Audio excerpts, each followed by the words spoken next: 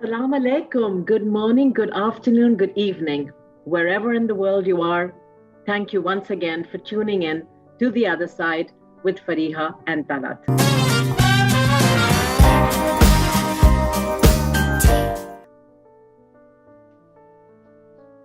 Our show today is a very, very interesting show. It's called Kia Hua. Kia is a world famous brand known for making pretty sturdy and up and coming cars. But when we talk about cars, and we'll get into the auto industry in a bit, but really it's around a brand and brands that are coming into market, brands that have survived the ups and downs, and brands that didn't, or brands that were not tuned into the customer, hence lost out on huge market share, lost out to other new entrants into the market.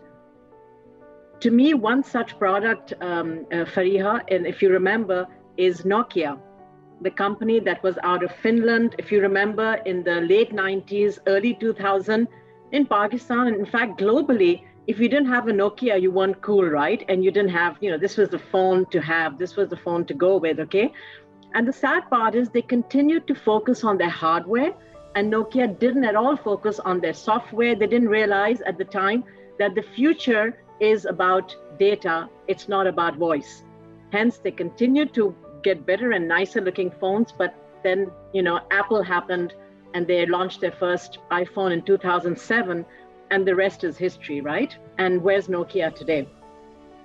A very similar brand to me was BlackBerry, if you remember, years ago, BlackBerry, if you didn't have a BlackBerry, you weren't cool. All offices gave it to their high executives, to their employees. You had BlackBerry. And then what happened to BlackBerry? Once again, it didn't really keep up with the market, and it lost out on huge market share. And nobody even talks about BlackBerry today, right? So I don't know, what are your thoughts, Fariha, around brands and building brands into new markets? Yeah, so thank you, Talat. I think it's a great subject to reflect.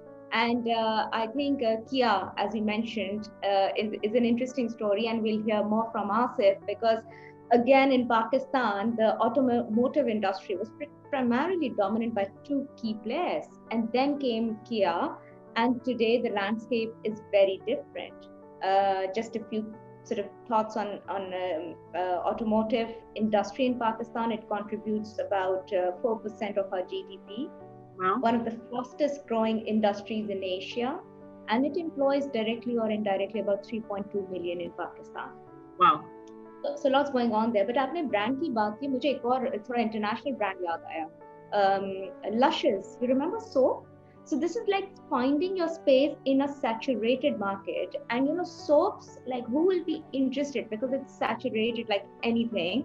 And then Luscious came along, and they sell soaps, right? And Lush. Yeah, all kind of smelling stuff, right? Lush. Smelling stuff, yeah. So you go on high streets in London, wherever you go, you find those soap, and But I was thinking, what was so different? And then there could be several other brands that have created even in a saturated market, and those are primarily, as you're saying, I think two great examples where they lost it. But if you have to, like the market was there, but you was just too focused, maybe a bit siloed.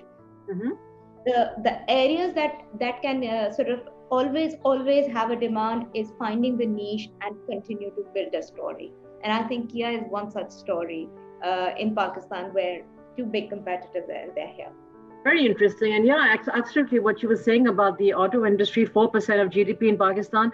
It's also, I think you're finding that in Pakistan now, I believe the financing or the mortgages or auto loans have actually gone up, and banks are giving this out more. I think the rates are a little lower than they used to be before. So there's more consumers wanting to buy cars. And I think a lot of it is around the latest thing in Pakistan seems to be the SUV, and trying to, getting SUV is the big thing, because people are finding these are like nice looking cars, look kind of like luxury cars, and they're not as expensive as getting a sedan, which is what used to be the market kind of practice before, right? So I think that whole, and we'll hear a lot more from our guests. So tell us a little bit about guests, huh? I will, but before you sort of SUV, and it's summer, I think one of the two reasons, one, Kia played a key role in terms of finding that niche and creating that demand in the market. Asif Rizvi, he's the director and CEO at Lucky Motors. He's got about 35 years of experience. He did his MBA from University of Minnesota and mechanical engineer from Kentucky University. He's also a recipient of Fulbright Scholarship. He started with British Oxygen, then he worked for Toyota Indus. Then I think he relocated to Canada and worked there. And then he relocated back to Pakistan in, I think somewhere around, 2009. And in 2017 is when he joined Kia Motors, which was just the start of the company. Okay, so just 4 years back, right? And we all wonder, kya hua, right? Kya hua?